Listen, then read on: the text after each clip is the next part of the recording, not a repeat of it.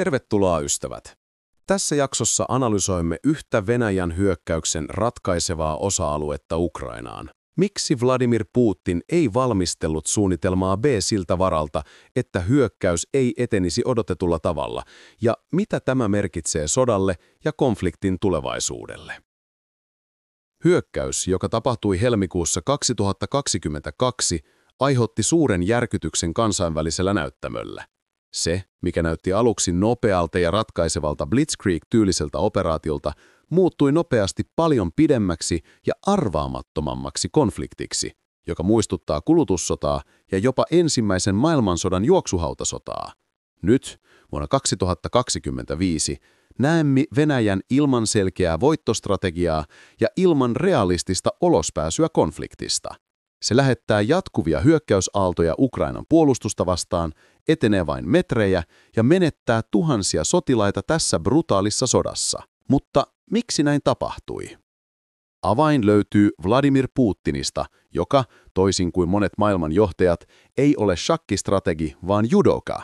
Tämä tarkoittaa, että monimutkaisten siirtojen suunnittelun sijaan Putin on aina pyrkinyt hyödyntämään vastustajan virheitä ja menemään taisteluun odottaen, että toinen osapuoli horjahtaa. Tämä strategia toimi monissa aiemmissa tilanteissa, Tšetšeniassa, Georgiassa, Krimillä ja Donbassissa.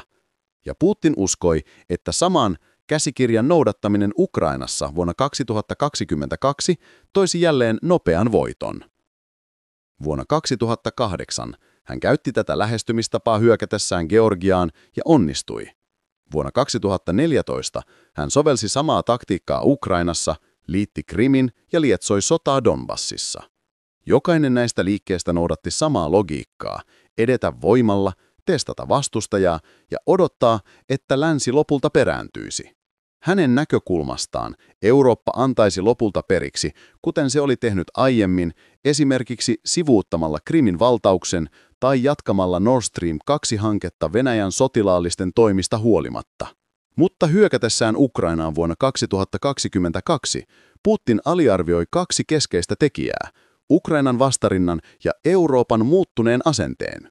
Kremlin odotusten vastaisesti Eurooppa yhdistyi Ukrainan tueksi ja tarjosi sotilaallista ja taloudellista apua, mikä tuli Putinille yllätyksenä. Tämä romahti strategian, joka oli aiemmin näyttänyt pettämättömältä. Lisäksi Putin ei osannut ennakoida taloudellista ja diplomaattista eristäytymistä, joka seurasi. Saksa, ilman Angela Merkeliä, keskeytti Nord Stream 2-hanketta, mikä heikensi Venäjän asemaa entisestään.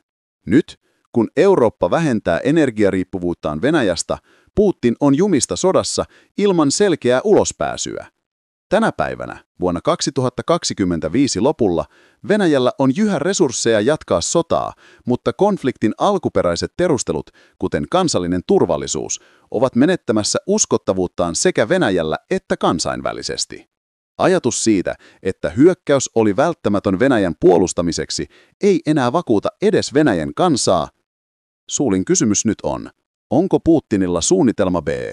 Vai aikooko hän jatkaa ainoalla tuntemallaan strategialla, eli lähettää lisää hyökkäysaaltoja Ukrainan puolustusta vastaan, tietämättä mitä odottaa?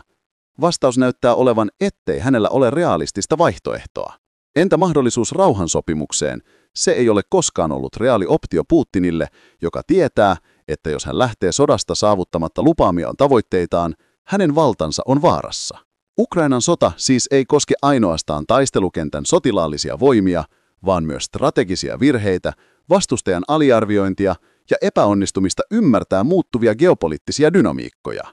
Kun Putin hyökäsi vuonna 2022, hän uskoi Euroopan olevan yhä vuoden 2014 tilanteessa, mutta todellisuus oli jo toisenlainen, ja hän ajautui ansaan, jota hän ei osannut purkaa.